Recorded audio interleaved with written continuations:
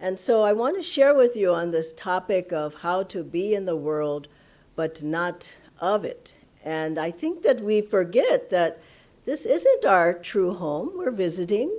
We don't have that long to visit. In fact, you don't know when your visitation time is over. And so we're just here to learn some lessons, to serve, to understand the truths, to follow our Guru's guidance in our lives. And as Swamiji said, the rest is really fillers. And we think it's so important where we live and what our job is and all of these things, but we get trapped. We get sucked into that, and that's why we start living in the world and not of the world. And I was remembering my little nephew, my brother, his first wife passed away, so he remarried, and he has a very young son who is very big personality like my brother and just wonderful, joyful little guy.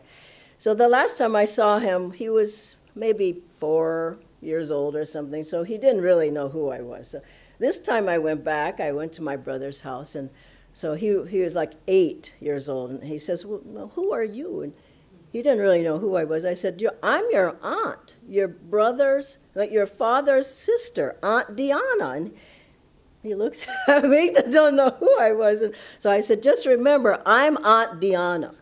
And so then I spent a couple hours with my brother. So at the end of it, I was saying goodbye, and I said, now you're not going to forget me. And this is how people forget. They forget why they're here, what's happened. I said, you won't forget me, will you? And I'm your aunt. And he says, yes, okay, I remember. What's your name again? I said, Aunt Dhyana. And this is what happens. We come into this world, and Master says, now you won't forget me now. We were here together. Yeah, who are you again? And so we have to remember that we're here. Master has set up a whole way of life for us, which is so beautiful. And surely it's hot. Surely there's traffic. Surely there's pollution. Surely there's overcrowdedness. Surely it's difficult. I mean, I was born and raised in L.A. Delhi is a lot like L.A. Surely it's Rajasic. But Master has laid out, our gurus, a way for us to live in a particular culture. Shall we use that word? It's a culture of Ananda. It's not Western, it's not foreign, it's not Indian, it's not Hindu. It's the culture of the gurus. And it's their aura, their vibration, their energy that's surrounding us. And you look at how Master gave us guru bhais, places to go like this, centers where you can come and meditate, you can come and listen to teachings, you can come and chant, you can sing in the choir, you can read the books. 150 books. Have you read them? There's a lot of books. You can come and listen to the music. You can sing the music. You can play the music. You can do yoga. You can do affirmations. Master said, listen, I'm sending you down, but I'm there with you the whole time. Just do what I'm telling you to do.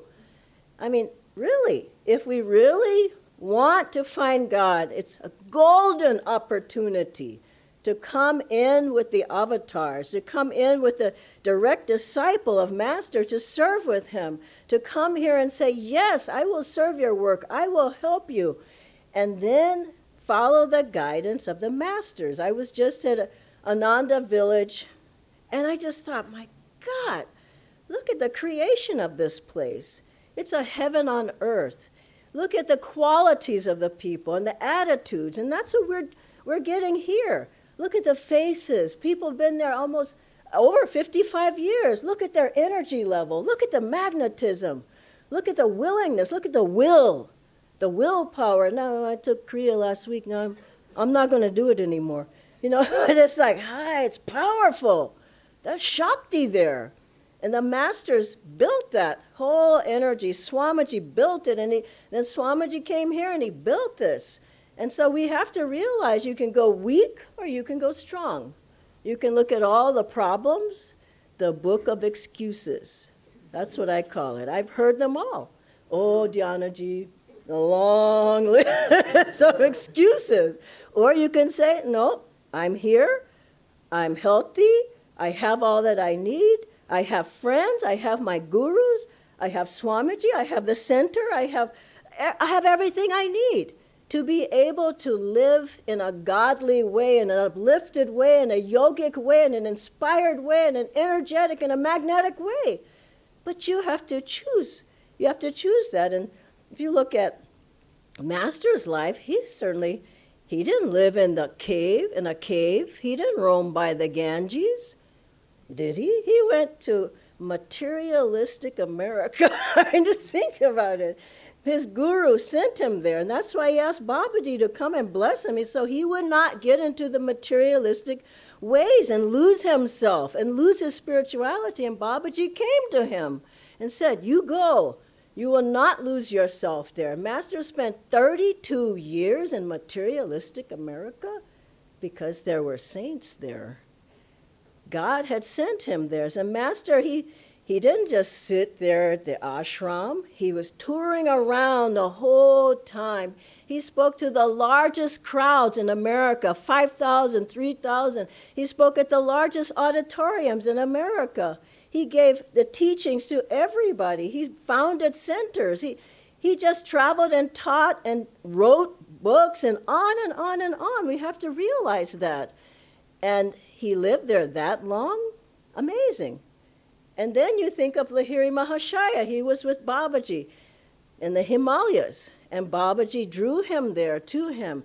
Lahiri Mahashaya was so happy. He's finally found his guru, and now I can stay with him. No way.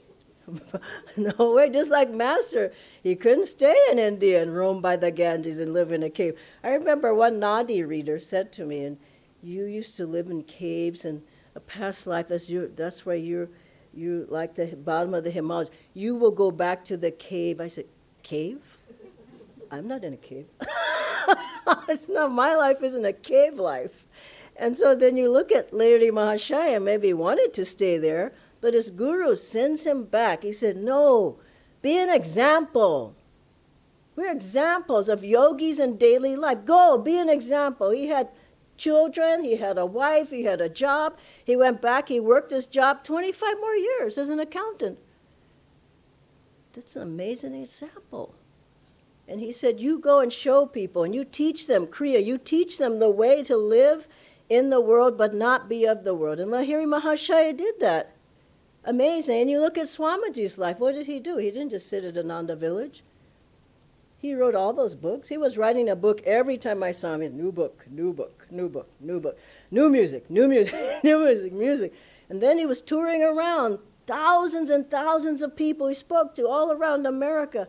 Then when we were living in tents and teepees and a tree house and a chicken coop and a yurt, he said, now we're going into the cities. And people went, what? Now we're going into San Francisco, then we're going to Seattle, then we're going to Portland, then we're going to Palo Alto. And he took people from the hills and started centers in the cities to show an example that you can live in a city. You don't have to live up in the mountains. Then he said, now we're going to Europe. Now we're going into, he sent me in particular, now going to Africa and teach. Now go into Australia. Now we're going to India. Why? Example, example, example. Wherever you live, you can bring that consciousness of God. And Swamiji, why did he write so many books? Gosh, he showed how Master's core teachings, you can use them in every aspect of life. Success, leadership, relationships, education. He went on, health, healing, on and on. Not go live in a cave. He said, take this teaching, use it at your job, use it with your family, use it to be successful, use it to be inspired, use it to have more energy, use it to be more magnetic. And you should be an example of that. It's not a passive lifetime. This is a very strong lifetime where we've come in with our gurus, with Babaji and Lahiri Mahashayaji, and these masters have called us. They said, I need examples. I need examples of people who have energy, who energize every day. I won't have a show of hands. You energize every day. God, there's so much power coming into you. People do Kriya every day. People do Hung Sa, do Om. Master said, in Om, nothing can touch you.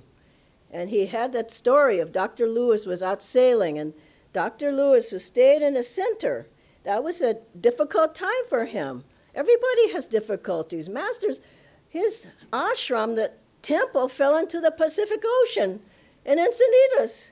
He said, oh, he didn't have any problems. He was an avatar. It fell into the Pacific Ocean. What did Master say? It's the best thing that ever happened to me. Wow! Best thing that ever happened to me, because Divine Mother wanted me to get out. She wanted me to share more with people. Swamiji and Ananda, whole community burnt down. Then temple burnt down. Then another one fell down, and something else had to the third. What did Swamiji say? He was sitting there, he was chanting out loud, joy, joy, joy, when that one temple burnt down. He went to the local store and he was singing. The Yogi sings. He was singing, and they said, why are you singing? Your temple burned down? He said, I lost a temple, not my voice. Isn't that true? Think about it. I mean, a yogi's always finding a way to, yes, Master, I'll do it. It's my own karma. I'll work that karma out. And so let's remember that you came into this life with them. Wow. You couldn't have a higher birth with them. And somebody here in India asked Swamiji, he said, why didn't we meet Yoganandaji? You met him, how come we didn't?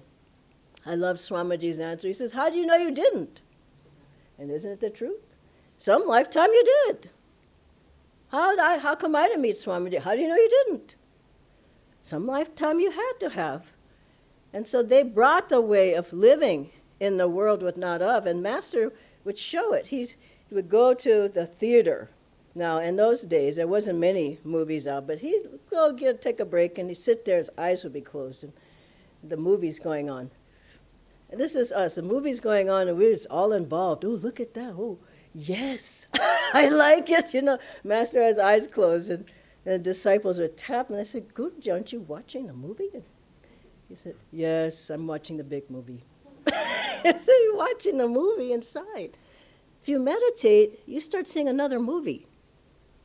Not the nightmare. You start seeing a wonderful movie of light, of joy, of peace, of happiness, of the masters. You start a wonderful movie. And Master also showed, he said, if you can keep your consciousness uplifted, nothing will touch you. And they were moving a wishing well, and it fell on one of Master's feet.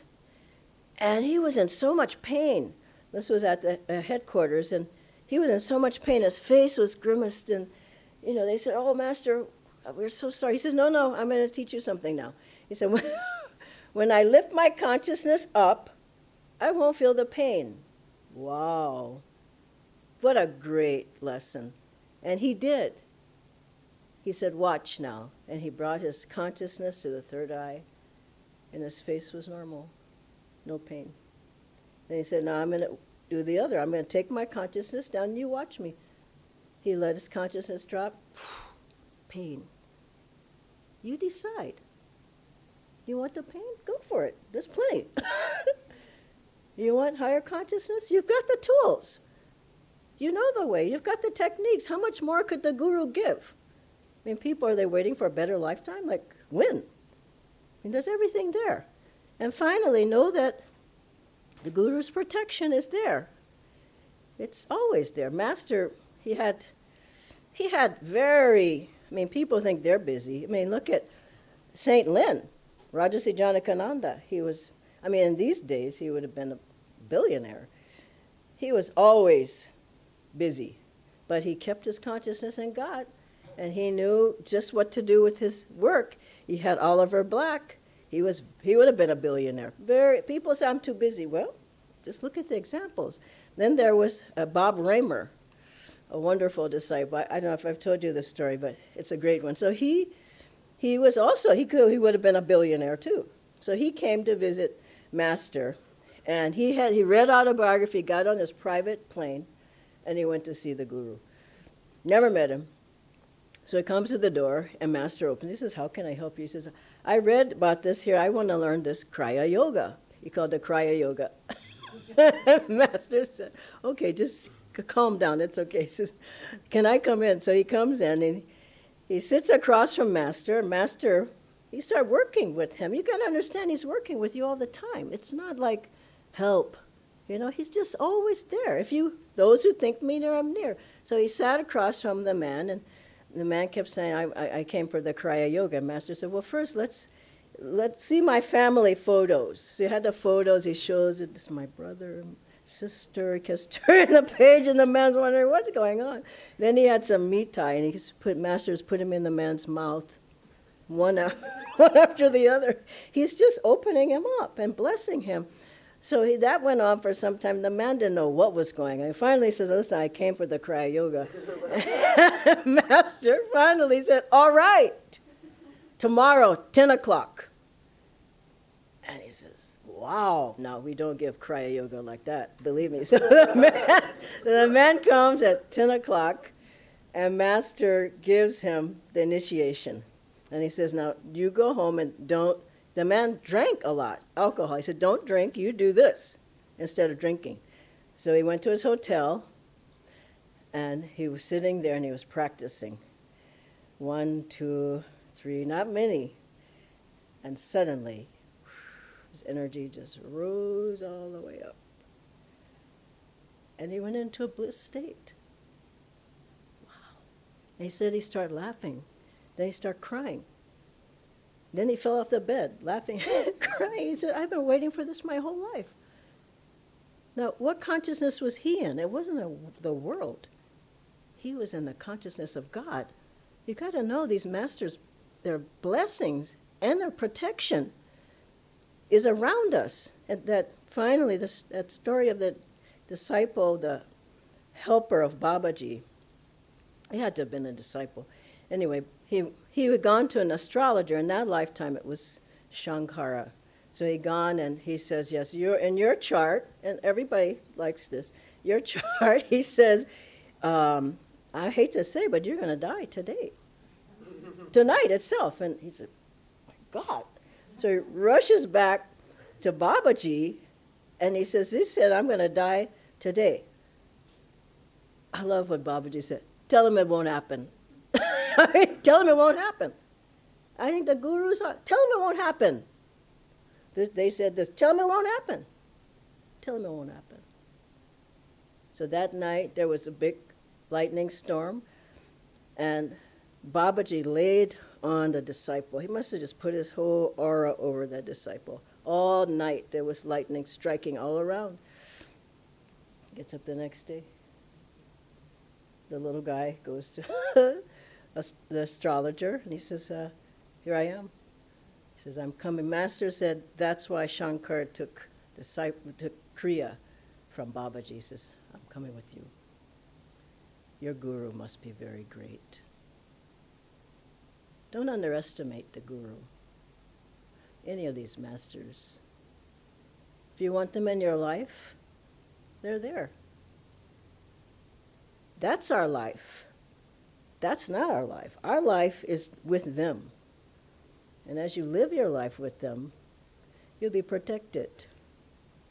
You'll have what you need, not necessarily what you want. But you'll find out that really what you end up with is you have God. Friends, it's worth it.